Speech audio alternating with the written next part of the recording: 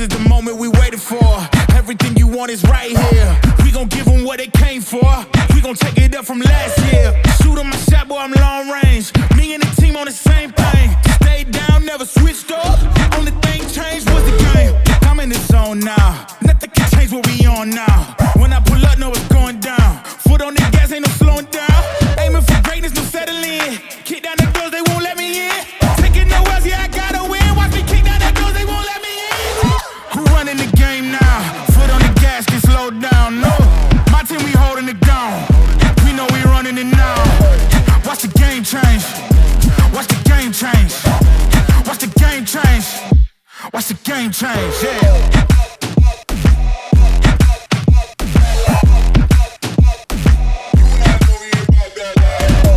Watch the game change. Watch the game change. Watch the game change. Watch the game change. I do not gamble, but bet on me. Tell them that's life, yeah, it's still love it. I'm taking a shot for my enemies. I can't waste no more time on my energy. I know they know I got it on lock. Go against me, that's a long shot. Cause I'm counting wins all around the clock. Never doubt me, boy, I don't stop. Who do you feel when they make you the monster? I am not scared of none of you imposters. Taking the lead now while they watching. Think you should leave now while the option. Taking no else, yeah, I gotta win. Watch me kick down the doors, they won't let me in. We're running the game now. Foot on the gas, can slow down, no. Welcome to another edition of the It's Cavalier podcast. It's your boy, Mack. Joining me today is the one, the only Bob Schmidt, somebody you may know as Fear the Fro Pod over on Twitter, X, whatever the hell people call it these days. How you doing, Bob? Good. Thanks for having me back, Mac. For sure, man. This has been quite the season. And I think the last time that I had you on, we were quabbling over whether or not Darius Garland was going to average 8, 9, 10 triples per game. And you know what? I immediately, thought of that as soon as I said, I got to get this guy back on here. And while he is not doing that this season, it is so damn good.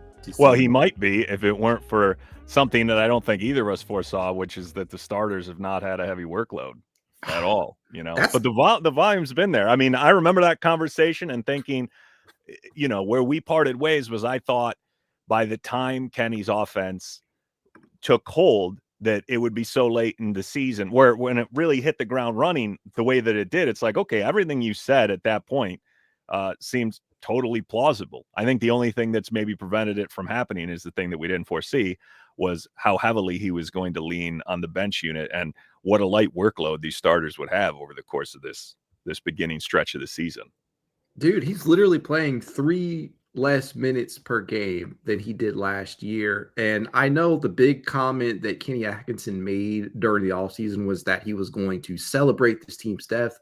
And I don't think any of us quite envisioned him using or leaning on the reserves the way that he has. And so, yeah, it's taken away from like an individual statistical standpoint from each one of these starters, guys that we're going to talk about today.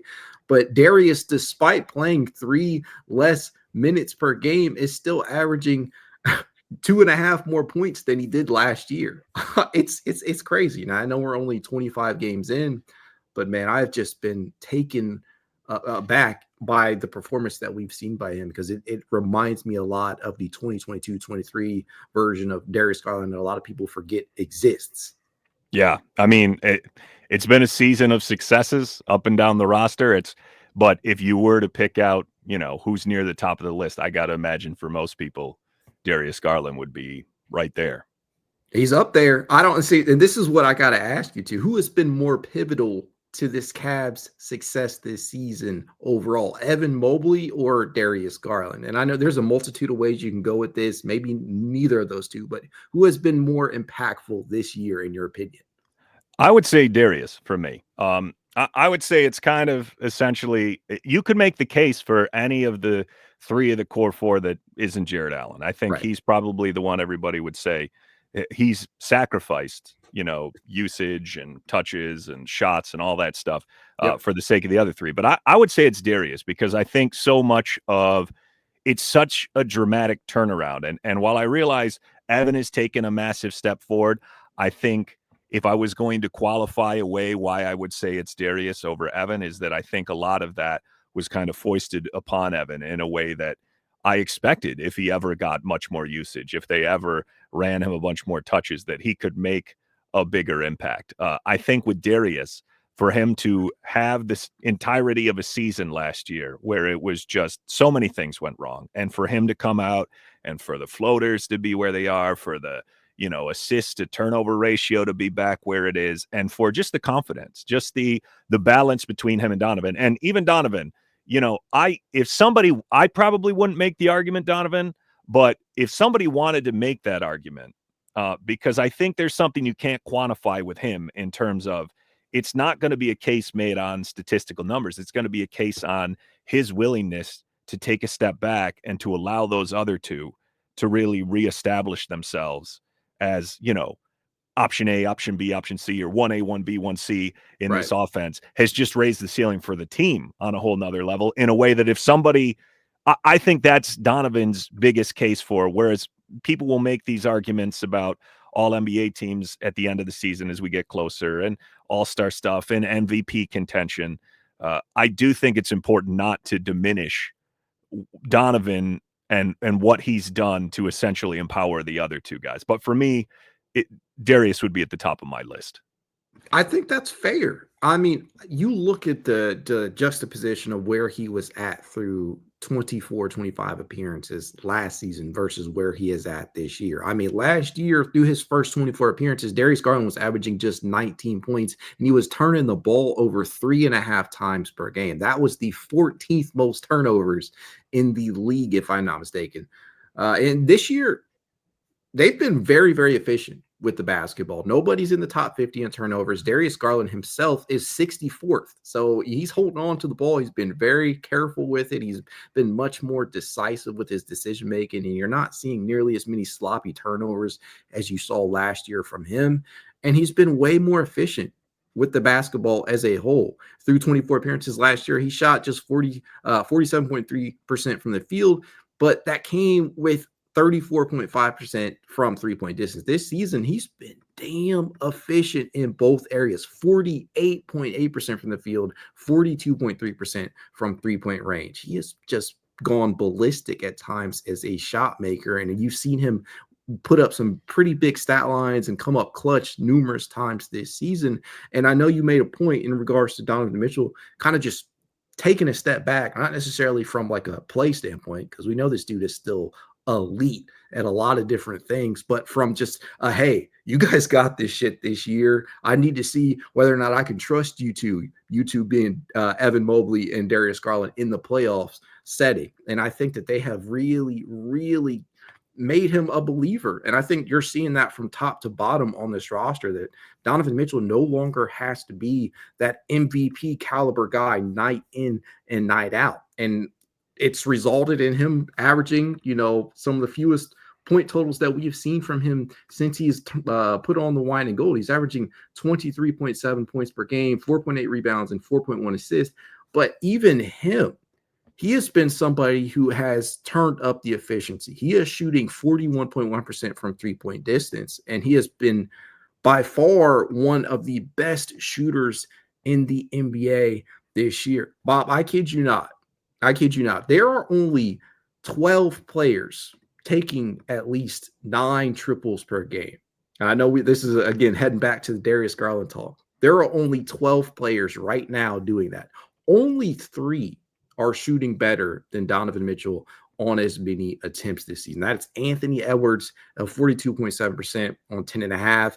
Tyler Herro, who we just saw just absolutely bludgeon the Cavaliers the other day. Take that third quarter out and maybe he'd be below. Yeah, 42.2% on the season as a whole on 9.9 attempts for Tyler. And then Steph Curry, who fucking else? No shame in that. 41.7%, yeah, on 10 attempts. Only guys that are shooting better than Donovan on as many or more attempts. So he's been much more off ball this year. He's been very solid as a pull-up three-point shooter, 50 of 132, which rounds out to be 37.9%. But one of the most interesting stats that I found on Donovan this year is that through his first 25 games this season, he's driving the ball only 11.5 times per game. That is actually down a little bit, I would say considerably, from last year through his first 25 appearances, 13.2 drives per game. And of that variety last year. Some of that is the result of lower minute totals, but I think a lot of that is also the result of him playing more off ball than he has since he's arrived in town. If you had to grade Donovan Mitchell through this point in the season, if you had to give him a letter grade, what would it be right now? I would say probably an A minus. I mean, I think you can make the case for an A because again, I think there's just some things I would make. You're going to hear a similar argument in a different form if we arrive at Jarrett Allen. We will. I'm not yeah, having you on the show and not yeah. talking about Jarrett Allen. I just think there's some things where it's like you said, it's not Donovan can do all the things we know he can do. And there's been points, the Pelicans game, the Celtics game, where he'll just absolutely take over for stretches of the game. And it's nice to know that's there. But what I think we've seen a big step forward in is the balance between him and Darius. It doesn't feel like as much, my turn, your turn. It feels like a much more cohesive system. And yeah, a lot of that's going to be Kenny Atkinson and the stuff that he implements. But for Donovan to be able to step back, for it not to be a blow to his ego, for all those things, I don't think I've seen anything from Donovan that makes me feel like he's having any worse of a season, more so just it's a different type of season. It's a different offense. He's being used in a different, better way for the actual ceiling of the team. And in that way, when we get into these grades things, I think it's always kind of like a viewpoint issue. It's, do you grade them relative to their teammates? Do you grade them relative to the league? Because you could go up and down our roster and look at these guys and you would think I'm the most homer assessment guy possible because I'd be doling out, A's and high B's for basically everyone. Yeah. But yeah, as far as it goes with Donovan, I think that, if I gave him an A minus, it would only be to create some distinction between him and the guys that I would put, as A pluses. And for me, Darius would be an A plus, so in that way, I'd say he's the one I think has really stepped it up so much and is playing at a ridiculous level. I think Donovan's right there, though. I just think relative to what he did last season and the way he came out of the playoffs last year, we know he has like just an insanely high ceiling. So I guess maybe some people who are stat hunting could say, oh, this isn't as satisfying for me as a Donovan fan as it was last year. But seeing the team results, I absolutely think Donovan deserves all the credit in the world. And in that regard, I'd give him a, A minus at worst. I think that is also a very fair grade. The only real issue that Donovan has had this year, if you can even call it that, is the finishing at the rim. This season, if I'm not mistaken, he is completing just 57.3% of his shots around the rim. Last year, around the 25-24 game mark, he was at 63.8%. And within the restricted area this year, he's making 58.2%. Last year, he's at 66.7%. So that is I wonder how much of that, though, is the fact that Kenny tends to go a lot more small ball lineups for longer minutes because, guys, with all the gravity Donovan is normally going to have, I mean, there's far less situations where he has just these two elite lob threats around him all the time. We're going to be running a lot of units that are, George Niang, Karis LeVert, Sam Merrill. So, I'd like to see where that plays out at the end of the season, but at least this far into the year, even with the numbers dipping a little bit, I'm not that concerned yet about that.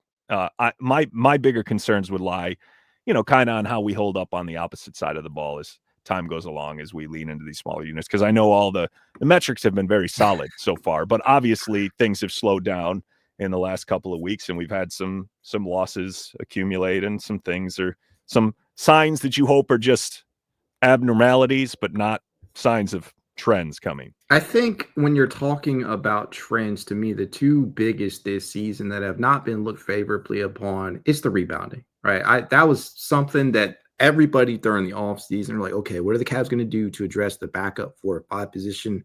Not necessarily something that has really happened this year. That Kenny has, to your point, played a lot more small ball lineups with Dean and George and some funky ones out there where we're having some 3 guard lineups a lot more than we had, I feel like, during the JB Bickerstaff era. But for the most part, a lot of these lineups have worked. They have their downsides. The rebounding is definitely up there, but the rebounding is not the only issue. It's the perimeter defense at times as well that you're starting to see haunt this team night in and night out. That's something that I hope that Kenny Atkinson during this somewhat of a break that this team is getting, and I'm sure rest will definitely help, but that is something that I hope that he is hammering into this team in regards to closing out, being better position, and not playing so much damn zone all the time.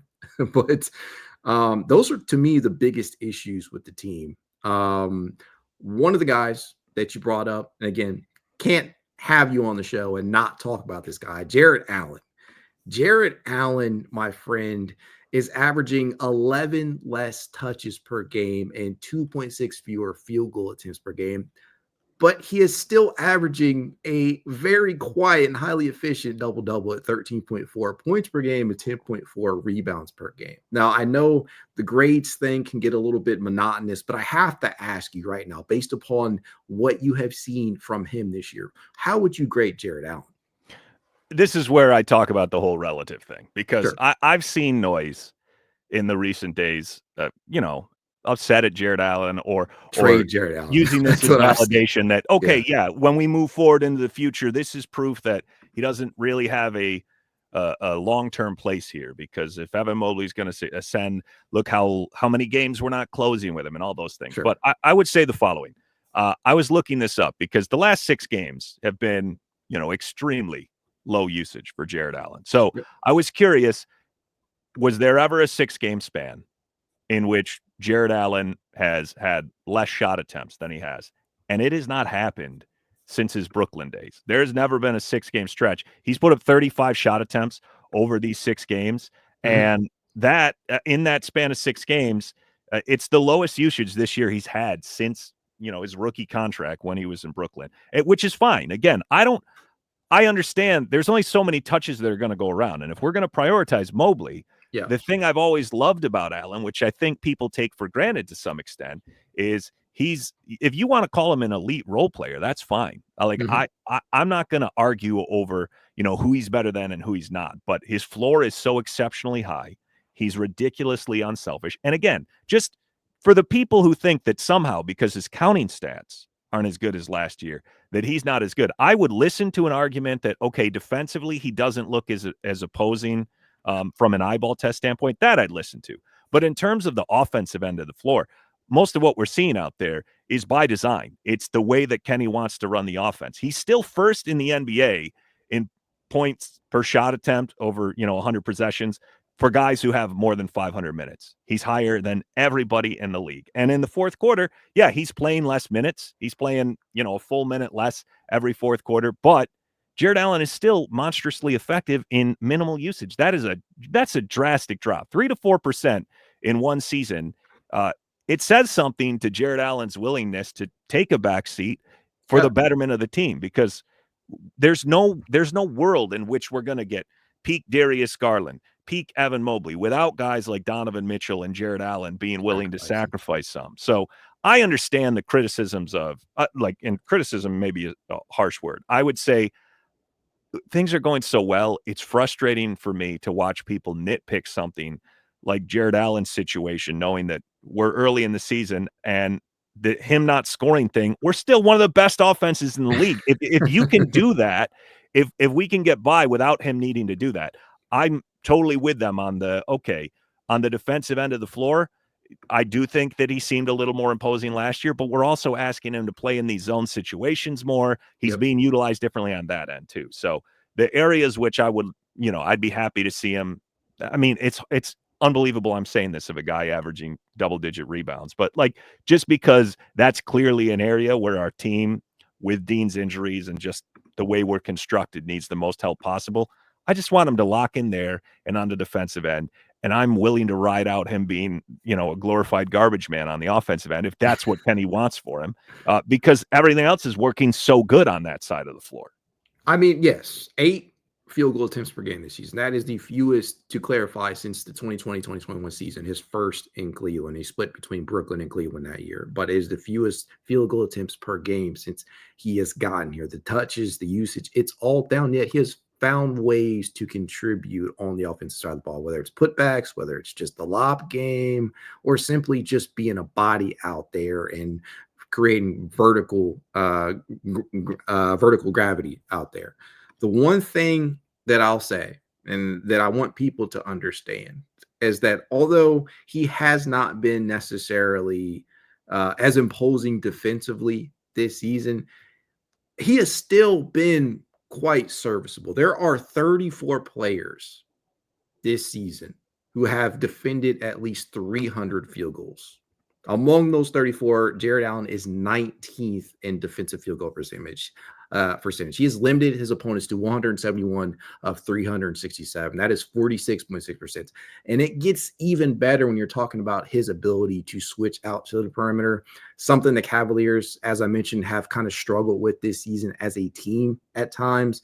But among centers, Allen has the 11th best defensive field goal percentage on three-point attempts. He has limited his opponents to 35.5% from beyond the arc. This is something that this man, we know that Evan Mobley gets all the glory and praise for his switchability, but Jarrett Allen, despite not necessarily being as locked in, and I can admit that on the defensive side from just an eyeball test, he doesn't look like he is giving the same amount of effort at times, maybe a little bit mentally bogged down, but he has still been a damn good defender, and he has still played his role offensively to a T.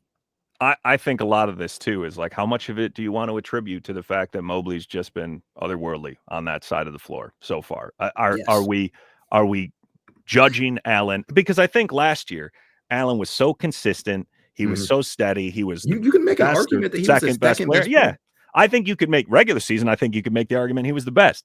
Yeah.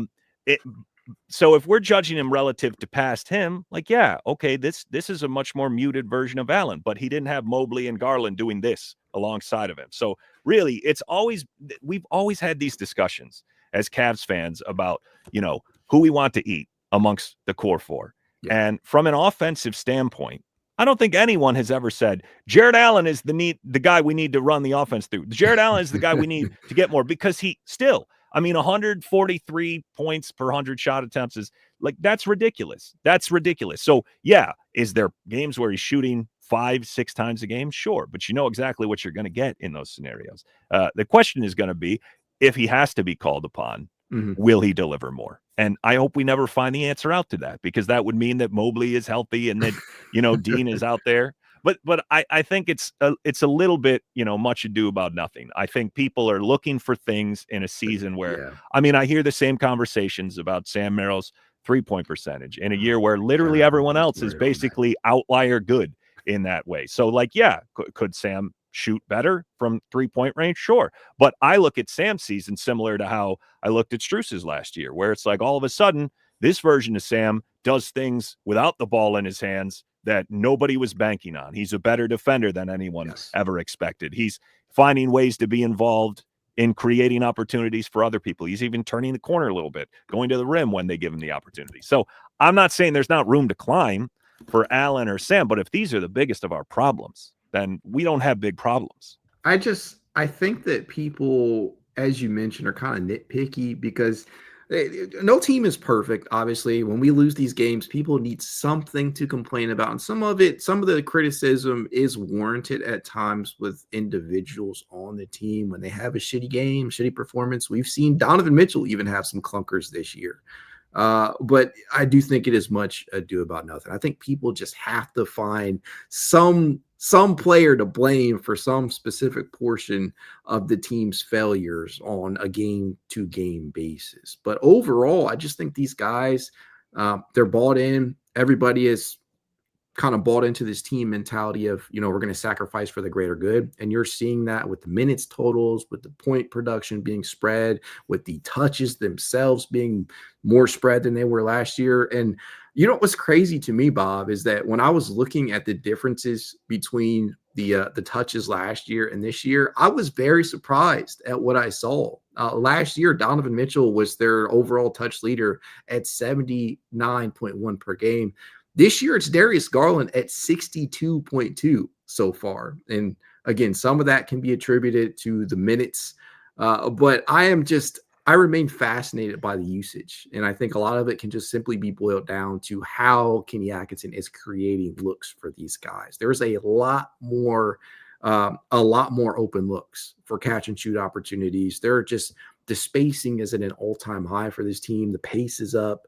There are just so many different things that you can point to say, hey, this is really working this year. There are obviously negative points and of contention for me. One of them has been free throw attempts this year, and I'm very curious about your opinion on that.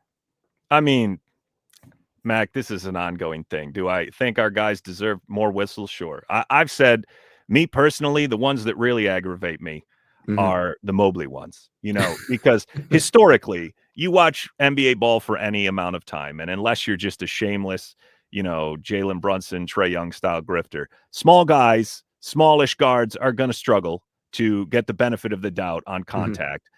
So I don't always expect to win those battles, but Donovan he's a strong guard. Like, he creates contact. He doesn't necessarily go. My bigger frustration is Mobley will just see a sea of arms flailing on him.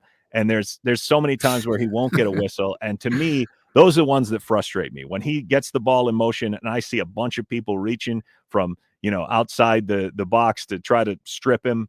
And I don't feel like he gets a ton of the benefit of the doubt. But there's teams where I'm definitely like, Jesus, what is this? So far, though, that becomes much more pronounced in the postseason to me. If that problem still exists in the postseason, because there have been times, I will say, with the Celtics, a team that I've loathed playing most of the time, at least in the regular season, I'm like, okay, they kind of swallowed their whistles both ways at times. And yeah, there's plenty of times where I was like, that's a bullshit call. I don't like that. But I thought they didn't go to the line nearly as much as I expected them to. So I want to see what happens when we get to the postseason. And a lot of that is matchup specific. I just have to hope over the course of time that, Evan Mobley starts to get a little bit better of a whistle. Because it's the same way I felt. I mean, anybody watching Okoro for these last several years just feels like, okay, some guys can throw their bodies into, the wall of defenders and they'll end up at the line, and other guys just won't. And Okoro is not one of those guys who will. But I do think more over the course of the season, if I just had to say what my eyeballs are showing me, it's that there's more both ways swallowing the whistle than there has been in the past. Albeit we haven't faced tons of these elite teams in high leverage situations. Because this is the other thing, Mac. I'll notice if we're up by 20, I don't give a fuck. Don't call it whistle. I'll get over it. I'll forget it by the post game. We come down to the end, and it's a pivotal moment, and we don't get the benefit of the doubt. And they do. Like, of course, when Darius was like, "Shut the fuck up, Tony," like that game, like things weren't going great. I think you're seeing a lot more of that this year. Like, not even just in Cleveland. You saw what Ime Udoka said the other day, and a lot of other Houston players. People are really starting to let the refs know what they feel. Yeah. Well, here's another thing. I know this wasn't the subject you brought up, but how much better do we feel about Kenny's ability to work the refs than we ever did about JB? And maybe it's because he just doesn't do it as much. I don't know. But I felt like so many times JB would be furious on the sideline and the outcome would be even worse for us, whether it be attack. We didn't get it. This season, I'm like, I don't know. Maybe Kenny's just not as demonstrative. If I'm basing it on his post-game press conferences, the guy's the most affable dude in the world. I've liked, for the most part, I'm like, okay, we haven't compounded complaining with sideline text too, which sometimes felt like it happened last year, or sometimes I felt like all the talking to the refs got us nowhere because it didn't get us to the line more. So in this regard, I feel like the challenges have been utilized pretty well, and I haven't felt like Kenny has been just some demonstrative asshole that I can hear on the broadcast just working the refs in a way where if I was a ref, I would hold it against him. I don't catch all that. So I don't know if that's just things are going so well. I'm seeing roses and rainbows, but I feel better about it. It's always going to be, when in terms of officiating, it's always going to be a give and a take, I suppose. Would you believe it, Bob? There is no Cavalier in the top 40. Oh, I know what you're going to say. We were well outside for a long time. 44 was as high as we climbed, and you had Evan Mobley down at 97 or something, or Darius Garland down at 97. There's three guys clumped in the mid 40s, and then there was someone barely in the top 100. And believe me, I would love if we became a team. But again, I want to. That's not the kind of basketball I want to watch for anyone. Right. I wouldn't want us to live on the line. It's boring. I just don't want our opponent to live on the line. So if you ask me in games where Shea or Trae or Jalen or Tatum is just living at the line, then yeah, I want those equaled out. But in a perfect world, from just a basketball viewing standpoint, fine, swallow the whistle, but do it both ways. Don't give me that bullshit like when Drew and Tatum just I know you can't see this because the camera's right in my face, but when they just reach their arms out and swing them straight up, it's like that shit is that's not a natural basketball motion. No. Like don't give me that those kind of calls. I don't want them, especially with a guy who's built like Tatum. Those are not the people who should be rewarded for grifting like that. So I'll be content if by the end of the year Mobley is getting to the line a little bit more, because I think there's definitely an increased focus on him getting downhill and creating contact. So, per game this year, it's career best for him, highest on the team. Absolutely. So that I'd be content with. I'm hesitant at the record we're at. For me to be complaining about the officials would be poor form, I suppose. But it's not like I don't notice individual mistakes. I'm just hoping that what we can see and what we will see in the playoffs, because historically in the playoffs, whistles get tighter anyway. If as long as we're relatively in the same ballpark, fine. Did I love all the Miami No, I didn't. But there was other things going wrong in that game. So okay. Yeah. Overall, I think we're all satisfied with the overall result. To me, it's interesting that you don't have a Cavalier ranked very highly in terms of free throw attempts per game. Well, and the Cavaliers still score 121.4 points per game. It's insane to me. I'm curious too. I mean, you spoke of the drives per game. One thing that I feel like I see a lot of is, we still drive, but there's a lot more, kick out to the corner, throw it back up to above the break. In a way that's been so effective this year that I'm like, okay, some of these are drives that aren't necessarily resulting in shot attempts. Some of these are drives for the sake of sucking in the defense and, spraying it out to the 3-point line where we've been just dominant there. So it makes it a little bit more palatable if Donovan isn't finishing quite as well around the rim. Yeah, I mean, you've seen this from Darius and Donovan this year. The drive and kick game has worked tremendously to open shooters. There have been a handful of what the fuck kind of passes that Donovan Mitchell has been able to make this year out to a George Niang or Darius had one the other night where he was coming in from the left corner and he just wrapped his arm around and just slung one to George for a left elbow triple that was unbelievable. I don't know how these guys, just their reaction time and knowing where people are just, innately is unbelievable. They've been able to do that a lot this year, and it's phenomenal. It's the drive and kick game, especially for Darius, has been something that people have kind of been pointing out as an area of weakness over the past couple of seasons for him. So to see him get out there and look a lot more like Donovan Mitchell, it's been pretty awesome. Now, I do want to shift gears here a little bit and talk about some of the reserves. One player, Bob, I'm not going to lie to you that I thought this might be his final season in Cleveland, but I have since been of the mindset that I'm not so sure I'm ready to move on. That is Caris LeVert. Now, his impact, for better or worse, because there's going to be at least 1 to 2 boneheaded plays that you'll see out of him on a nightly basis, but he'll do something that wows you in the very same game. Where do you lie on the Caris LeVert talks right now? Do you still – I'm not even going to say still because I'm not sure what your true opinion is, but where do you lie on Caris LeVert's future with this team? I've always been higher on Caris than, the discourse was. I think you'll find that anybody who's listened to the pod over the last year, because ultimately the question you have to ask yourself is it's not even a debate about how much you value him as a player. It's a debate about replacement ability and what you would be able to bring back if you were to let him go or to trade him. So, I just had a 20-minute pod last week about Kyle Kuzma, because I'm hearing people bring stuff like that up. And those are the situations where, I'm not going to rehash my argument there, but I would just say on a surface level, $16 million for LeVert versus $20 million for Kuzma in our system. Are you sure that Kuzma is even the better player? And I would say, no, definitely not. Yeah. But beyond that, I think the other benefit is we saw what happened in the summer in this past CBA. We're not going to have many avenues to improve this team as we climb into these aprons. And I know people they're not really feeling it yet because they haven't experienced it. But once you climb into the first apron and you can't take back more money in a trade, even that's a significant annoyance to deal with when you're a team who's trying to get better around the edges. So when I did this survey before the season, this Cavs consensus survey, where I asked the fans, there was 275 people responded. And the question was, will Karras be a Cavalier the day after the trade deadline? And 48% said yes. Now, when I asked, will Karras be a Cavalier October 1st of 2025, so basically at the start of next season, 81% said no. So I think the majority of the fan base felt this was his last year. And it may be, but I think the things that determine that are simply going to be, okay, what are the moves that take place between now and the trade deadline, if any?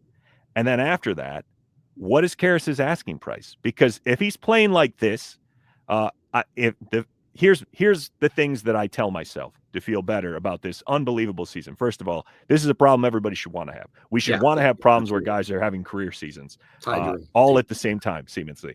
But then the other thing I would say is, okay, I think it helps us that literally the entire bench is basically playing way better. George Niang, Caris LeVert, Ty Jerome, Isaac Okoro, all these guys, because there's going to be some mentality of some of this is the system, no matter who the person is, which will benefit us in retaining these people to some extent. But the second thing is I would say with Karras is not a guy who's early on in his career trajectory. He's a middle of the career guy swinging towards, later stages. So you have to ask yourself, who's going to prioritize coming in and throwing more money at him than we'll be able to give him because we hold his bird rights? And I'd say that list may prove to be fairly small. I was speculating on the last podcast that there's two things I'd say.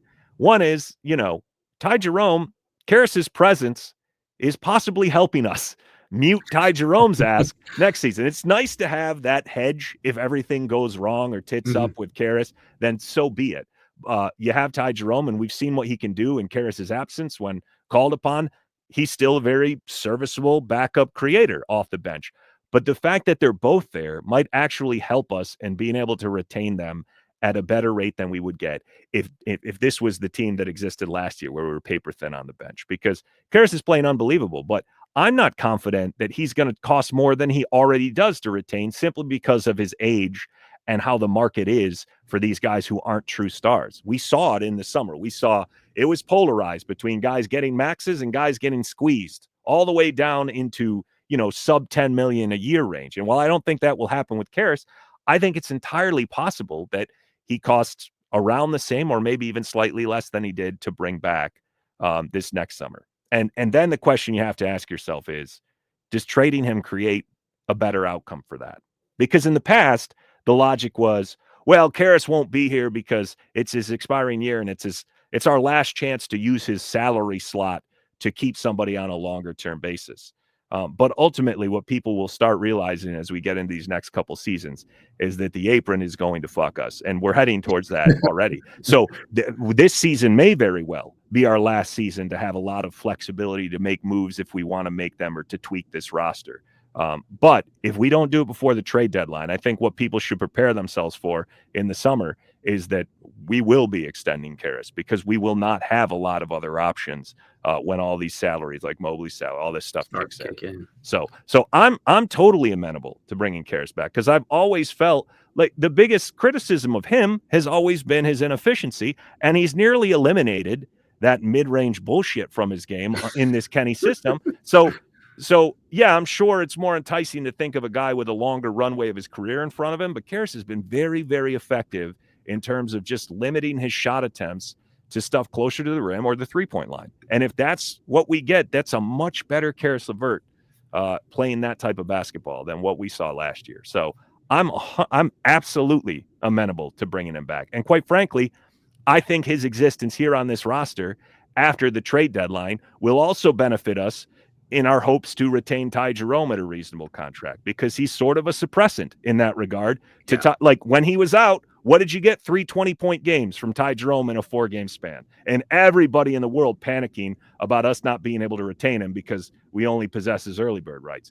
Karras has returned, and that's subsided some because, and that's before Max even steps foot on the court. So you add him back, And I think what you're seeing is it's not exciting for everyone. I realize everybody loves new additions and tweaks, but they're really going to be fringe around the edges stuff as we dive into this apron because it's much harder to trade. You can't use your exceptions. All these things trigger these aprons, which will be above or dangerously close to begin with.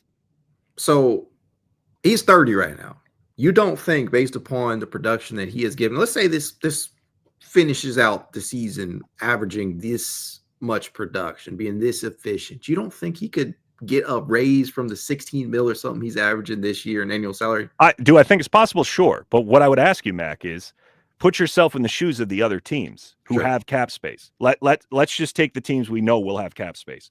Brooklyn and the Wizards will both have well in excess of $20 million of cap space. Mm-hmm. Is that the guy that you're going to commit, I don't know, let's say half, let's say 20 million in the case of the Brooklyn Nets, or let's say 2/3 of your cap space, of your 27.5 million that you're the Wizards? Is Karras the guy that you're going to make your first big splash in free agency? Maybe that's true, but this is the same argument I would make with like a Brandon Ingram, right? Mm-hmm. He's firing his agents, joining Clutch, hoping to get this big deal. But in reality, I think what's going to happen is I love the way the Pelicans are handling this, because whether he wants to be there or not, the only thing that matters is who on the outside market is going to come to him and offer him in excess of $35 million. And sure, there are sign and trades and things, but that's the other thing. In the past, where people would say, well, it doesn't matter if teams have cap space, they'll figure out a way to leverage it to be signed and traded. Good luck in this CBA, because you can't take back more money when you're a first apron team. There's like 17 teams of the 30 that are even in the first or second apron this year. These rules don't allow you to do the same type of bullshit that you used to be able to do. So it's not going to be a matter of, do people want Karras or do people want Brandon Ingram? It's going to be a matter of who of those teams that want him can afford him, can offer him more than we can offer him, because it's going to be Price is Right rules, Mac. There's going to be, we just have to bid $1 over his next best offer. So do I think he'll have full mid-level offers available to him? Absolutely, I do. I think anything north of that, though, I think could be a deal that we retain him on. Because again, also, Karras has played for Kenny twice now, and it's gone fantastic both times. He knows the benefits. Both of them know the benefits of being around each other. I think for me, it's not necessarily that I wanted Caris LeVert off the team entering the season. It's like, okay, this is an asset that is depreciating in regards to the value a team would want to, acquire him on, being on an expired and whatnot. But I think just based upon what the Cavaliers brass have said, saying, hey, we don't really want to start our tax clock until next season, with the way that he has played, I think you can make a very reasonable argument for saying, okay, Karras is worth giving a new deal. Ty Jerome, based upon the production that he has given you this season, he's also worth a new contract. So I think your point in regards to this team, making moves on the margins and, kind of not having a sexy move at the deadline or during the offseason, I think it tracks, because I think as this season rolls on, if the Cavaliers continue to win games and they continue to win them convincingly, if the team feels that this specific roster, this makeup can get them far or into a true contendership status, I think this is the team that we're going to see for the foreseeable future. I wanted to add something there. You mentioned the tax thing, which to me is like, this is something I hope people understand here, which is that let's just talk about the realities of ducking under the tax. So there are people who believe, okay, we should duck under the tax because then we would have the non-taxpayer mid-level exception. But here's the reality. The moment you use that exception, let's say we did that. Let's say we dumped somebody. We got the non-taxpayer mid-level exception available to us next summer. The moment you use that, you're hard capped at the first apron. Yep. We are within 3 million of the first apron if we just do nothing. Just bringing back the people we have. That does not count Karras, that does not count Sam, and that does not count Ty Jerome. So there isn't a real world scenario where we go under the apron and then we have the non-taxpayer mid-level exception to use. It will go unused, just like we didn't use the taxpayer mid-level exception this year, because the moment you spend $1 over that non-taxpayer mid-level exception, or that taxpayer mid-level exception, 5.7-ish, as soon as you do that, you're hard capped at the first apron. So this idea of we have to duck under the apron, it's solely for the financial benefit of repeater taxes and things of that nature. It makes no competitive impact on this team. In fact, the Cavaliers gave themselves a little bit more latitude by not using the taxpayer mid-level exception, because it gives them the ability to, absorb someone into it if they want to this year. There's moves that can be made in this season. But this idea, next summer is not going to be this super active summer. It's not going to be. If people were frustrated with this summer, they should prepare themselves to possibly go through the same thing all over again next summer, where we bring back the guys that we have, because it's not solely a matter of what Kobe would want to do. It's a lot of it is a matter of what the CBA will allow you to do. There are so many triggers to the hard cap. Sign and trades are triggers to the hard cap. Taking back more money is a trigger to the hard cap. Using the biannual exception, using anything above the taxpayer mid-level exception, all those things, because we're under the first apron, would trigger it a first apron hard cap, which is not a lot of money. We're only a few million away from what is projected to be next season. And that's without making decisions on the guys who we would ideally like to bring back. Because let me ask you, Mac. Sure. Long term, which of those three guys, or all of those three guys that I alluded to, LeVert, Ty Jerome, and Sam Merrill, do you want them all back? Is there one that you're like, we don't need them. We've got fallbacks in place. I think we can afford to let them go for the sake of saving some money, especially knowing where we're sitting right now, where we've lost 4 games. Doesn't it change your outlook? Because we have these discussions about, and I've heard Windhurst say it, and these things like, they don't want to be into the tax too early. Is it too early for a team that's won 20-plus games in the first quarter of the season? Or are we now a contending team who should be conducting themselves like a contending team? I think that you are now quickly approaching championship contention. This season, you can make an argument that the window could be there. It could be open. The only team, well, I don't want to say the only team, but the team that is in the Cavaliers' way at this point in time, I think is widely regarded to be the Boston Celtics. There are some other teams that can give this team some fits. The Orlando Magic, had they not had those injuries to Paolo and Franz, probably be talking about them up there too. We don't know what the end result of New York is going to be, but they've been playing better basketball as of late as well. But yeah, I think you can start thinking of the Cavaliers as a team that should be comporting themselves as a contender and making moves accordingly. To answer your question, I want all of these guys back, right? But at the start of the season, I was of the mindset that, okay, if Jalen Tyson has the goods, if you given him enough run and you've seen enough out of him, then maybe you entertain possibly moving on for LeVert for a piece that this team still needs, like a backup 4-5 that is capable of eating considerable minutes when one of Evan Mobley or Jarrett Allen needs a breather, or perhaps both. I'm not of that mindset anymore. We have talent in the pipeline that I'm like, man, I don't know if they're going to get a chance to play significant minutes this season. When you're talking about players like JT Thor and Luke Travers and Craig Porter Jr., who's had some sporadic appearances this year, but has been largely glued to the bench for the majority of the time. And you're just trying to find minutes for all these guys. So well, and that's the other thing I'd say, Mac, is I would listen to anything on a case by case basis. Sure. But what I would say is a lot of times what we see in online discourse is a complete disregard for the financials and the CBA stuff, and really it just becomes focused on talent. So if there's people who think because of Jalen's presence, because of Ty's ability to kind of fill in a lot of what Karras does, maybe not quite as good of a level, but as a still exceptional level. I mean, for much of the early part of this season, he was north of 70% true shooting. So if people believe that, I'm willing to listen to it. But I think what happens a lot of times is things get brought up that are just financial impossibilities. And we go down this rabbit hole of discussing these things that just can't happen anyway. And I think to dumb it down to the simplest terms, now we're in a situation where we're past the point where we can tear down and rebuild.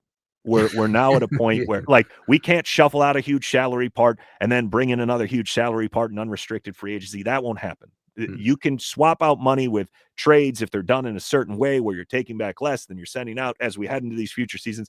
That's all fine and good. But once we get into these aprons, which we will get to with the way that we've paid our core for, I mean, when you make it to that point where you can't aggregate multiple salaries to get a higher paid guy, those are the points where it becomes very difficult to do anything but bleed money intentionally to give yourself more flexibility. And that part is going to suck as a fan. So while we're in this season where we're not only playing fantastic, but we still have a shred of flexibility and optionality until we reach that point, that's a time to be celebrated, because this is when there is still some possibilities. And of course, I'd listen to anything, but what I do love is that we just discussed 3 guys who could potentially be the primary ball handler off the bench when we went through a season where basically, Donovan was hurt after the All-Star break, the majority of it. Darius had a broken jaw. We were leaning on LeVert, who wasn't playing his most efficient basketball. Now we barely ever play Tyson. Ty Jerome is being stifled by the elite play of a Karis LeVert. Max Strus hasn't even touched the court. These are rich people problems. So I'm not saying there's a right or wrong answer, but I do think, you can't take for granted what these guys provide, because they're not Donovan Mitchell and Darius Garland. They're playing elite bench ball. Like this, our whole unit is night and day different from what it was last year. And that was the thing that everybody was concerned about after the Donovan trade was, okay, are they too top heavy? And now you have to look at our bench as one of the most competitive in the league. So, I know we were talking about analytics and things of that nature, but the fact that amongst lineups with 100 possessions, the Cavs have the second best lineup in the league, the second best 5-man lineup in the league. And when you hear the guys in it, the fact that it's Mobley, Niang, Merrill, Karis, and Donovan is ridiculous. It is ridiculous. The idea that lineup would hold up defensively well enough that they're a plus 35 in their possessions on the floor is ridiculous. The only team better that has a unit better than that is Minnesota, with Anthony Edwards, Dante DiVincenzo, Naz Reid, Gobert, and Nickeil Alexander-Walker. So that unit, the idea that they've been that good while playing small ball, and 3 of those guys are bench components, we're so much better off than we were looking at things prior to the deadline last year, which was when, the trade Karis thing seemed like our people only were screaming. Because it seemed like one of the only options of guys who made money. But now I think you have to ask yourself, can we afford to do that? And I just think Karis is playing too well. This is a situation where you don't upset the apple cart for a guy like Kyle Kuzma, who's shooting 48% true shooting percentage and having the worst year of his career, possibly right now. And people are like, oh, but I know his name. Well, it's just got name recognition. It's just a sexy name. That's what people, when you hear names like Kyle Kuzma or Cam Johnson or DeAndre Hunter, guys like that, who prior to the season beginning, you may have had a case of trying to field an offer, although that was unrealistic at that point in time, that a team would actually accept whatever we could have offered them for guys like that. But no, I just think that at this point in time, you are much more likely to see the team make a move on the margins, or perhaps on the buyout market, or no move at all. Yeah. And Bob, I'm going to be honest with you. As of right now, one of the only moves that I would like to see the Cavaliers make is to simply elevate JT Thor. Give JT Thor a chance. I think that he could provide the Cavaliers meaningful minutes at any of the front court positions. Maybe not necessarily as a 3 right now, but I certainly think he could eat up some minutes at the 4 on nights where Niang or Wade are struggling. That is really one of the only moves that I'd like to see them make if they do not plan on addressing the backup 4-5 around the deadline or at the buyout market. I am really curious to see. That's the thing. We're having this whole conversation really set against a backdrop of relative fantastic health, at least based on our standards. So all these things I would reassess as we head towards the deadline and we see who's in and who's out. But obviously, Dean's situation is frustrating. It does feel like I get my hopes up every time just to have my little heart ripped out, and then he's gone for a bunch more. But again, I think the fact that we have you got the depth to keep guys healthy now. Yeah, and it's kind of exciting. It's like, okay, do I want to get injured? No, but would I be upset if I got to see higher leverage minutes from a Jalen Tyson or some actual rotation minutes from a JT Thor or a Craig Porter Jr.? No, I wouldn't be. I'd be okay with that. And I think that's a luxury we didn't have last year. Yeah, and shit's about to get even more complicated when Mack Strus returns in just a couple of days. So I don't know what Kenny's going to do. We already have 10 players averaging at least 10 minutes per game this year. I really want to know whether or not he's going to expand the rotation further or cut somebody out entirely or just lower minutes. my curiosity is what happens to Ty with Max back in, because I do feel like there's times where he doesn't get in that first salvo of bench guys. And like, No, yeah, when he gets in, I know he had that, 12-point run in the other game a couple even days against ago where, Miami, Bob, he didn't play. He didn't open and he didn't enter the game until the I want to say the 8 or 9 minute mark in the second quarter.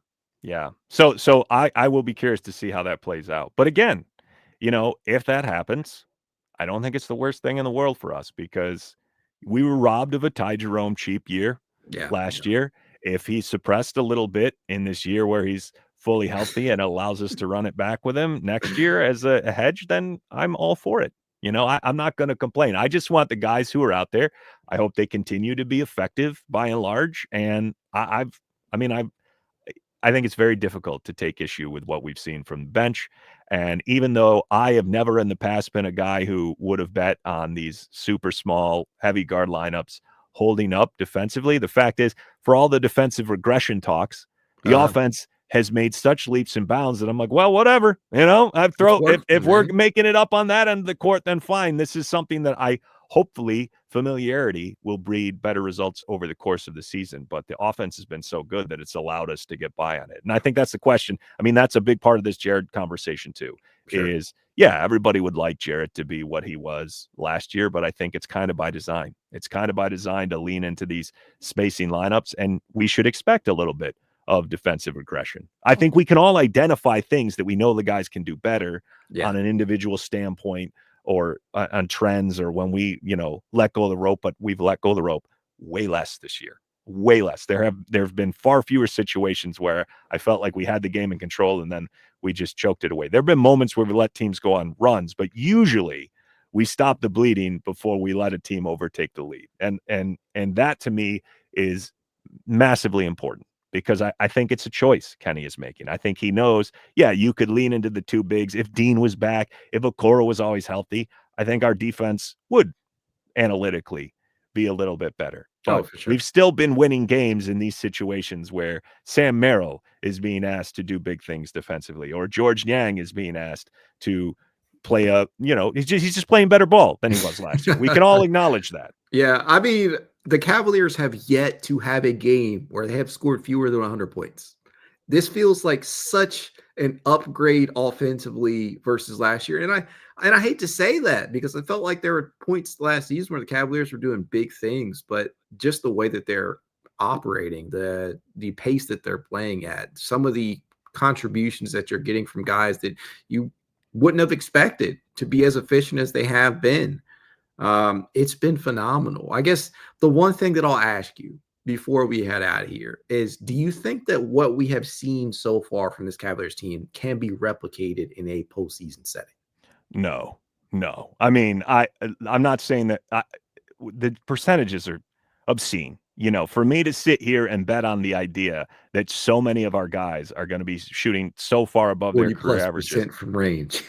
I think we're setting ourselves up for disappointment if we believe that. I think it's healthy to come in with a certain amount of skepticism. Like, I've listened to people qualify away our start and say, well, we're not on the level of a Boston, which I'll tolerate. Or they'll say, oh, they're not on the level of an OKC, which again, they didn't make it any farther than us last year. Like, if we have to prove it, they should have to prove it. But I'm okay with this idea that we have to prove it in the postseason, because I think you can look at what happened last year and you can point to things. You can point to Allen before he went down with the injury. You can point to Mobley against a Boston team that qualify it with they didn't have Porzingis if you want to. One thing you can't qualify away is what Donovan Mitchell did basically on one leg. He was dominant throughout the whole thing. So my hope, though, is that when we hit the playoffs, we're not playing in that way this year. I want to replicate, the methodology. Do I know that it'll work out quite as well? No, because I think our percentages are so obscene that I'm like, I don't know if this is, I'm just going to let this season play out. We still got a ton of games.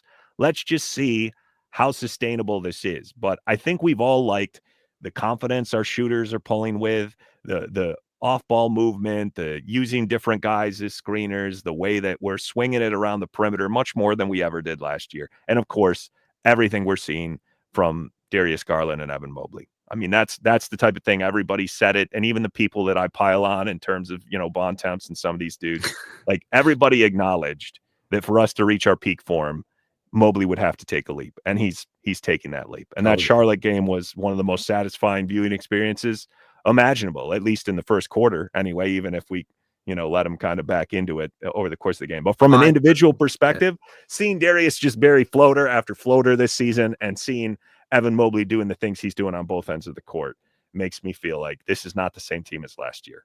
And I hope it'll translate to the postseason. But the benefit is we still have, what do we got another roughly 55 games, something like that. Math is hard. It is. I do know this state last year, we were 13-10. So to be where we are right now, it's a step forward. And I'll be curious to see what we do with Max back. I'm just going to take it game by game in that regard. But I love what we've seen from the offense. I think it's a big enough sample that we can say that we can expect the guys to shoot much better than they did last year. And that's why Max's reintroduction is going to be so fun. Because I think this system clearly is primed to benefit him. And the fact that he's helped implement that zone defense makes me feel like, okay, maybe this is going to be much closer to ideal conditions, like what he was doing when he was in Miami, and we'll get that kind of offensive contribution from him. Because all the secondary creation too, all the added ball movement we have this year, he was great at that last year. So I think we can only stand to benefit with a team that's doing a lot more, diving and cutting for the sake of just getting some movement going, because Max was always good at finding those little opportunities. So can't get basketball back soon enough. This week is a long one. I don't mind the break, but by the same token, I'm eager to get back on the court after that loss. As a fan, it sucks ass, but as we all know, this team has just been through the ringer in terms of not getting enough rest days. So for them, as the team, I'm happy for them. As a fan, it just sucks. Yeah. Bob, tell the people where they can find you at Fear the Fro Pod. It's down. I see you put it on the little thing below me. That's where I'm at on Twitter. You can go to cavspod.com. That is the website. And if you go to YouTube and you search at Fear the Fro Pod, it's nothing compared to Max following, but I have 200 people who have subscribed to the channel so far. And I just put up a new song, a new parody song, a takeoff on TV Off. So Mac, if you haven't seen it yet, I think you'll enjoy it. I thought it was phenomenal. I always enjoy the musicals. It is something that is a high point of the season, no matter how it's going. It's always give me a week off, Mac, and I'll go nuts. Like the downtime is good for these long form projects. So I can't wait until the All-Star break. Then we'll have to see. Hopefully, we have more to celebrate than just the Cavaliers sending a couple of All-Stars to the All-Star game. Hopefully, we're celebrating a Fear the Fro pod production. Amen. That said, as always, tell you guys, if you'd like to reach out to me, you know you can. It's Cavalier_pod on Twitter, TikTok, Instagram, YouTube, and more. If you would like to be added to the It's Cavalier Discord chat, you know what to do. Leave a rating, leave a review, send a screenshot of said review to itscavalier53@gmail.com, and I will send you an invite. If you're watching or streaming over on YouTube, do me a favor, hit that like button, subscribe if you're not yet a subscriber, hit the notification bell so you never miss out on a beat of Cavaliers coverage. Go Cavs.